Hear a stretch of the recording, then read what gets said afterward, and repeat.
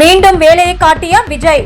ஓட்டு போடுற உரிமையே இல்லைன்னு சொன்னா நம்புவீங்களா? நான் பயமுறுத்துறேன்னு நினைக்காதீங்க. வாக்காளர் பட்டியல் சிறப்பு தீவிர திருத்தத்தை எதிர்த்து திமுக மற்றும் கூட்டணி கட்சிகள் எல்லாம் ஆர்ப்பாட்டம் செய்தனர்.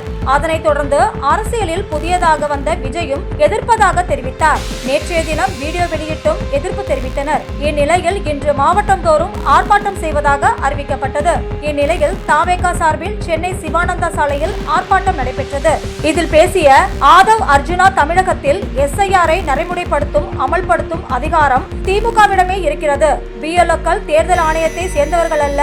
BLO-க்களாக திமுக உறுப்பினர்கள் மாறிவிட்டார்கள். BLO-க்கள் எல்லா வீடுகளிலும் நேரில் சென்றார்களா என்பதை நிரூபிக்க என்ன வழிமுறை இருக்கிறது?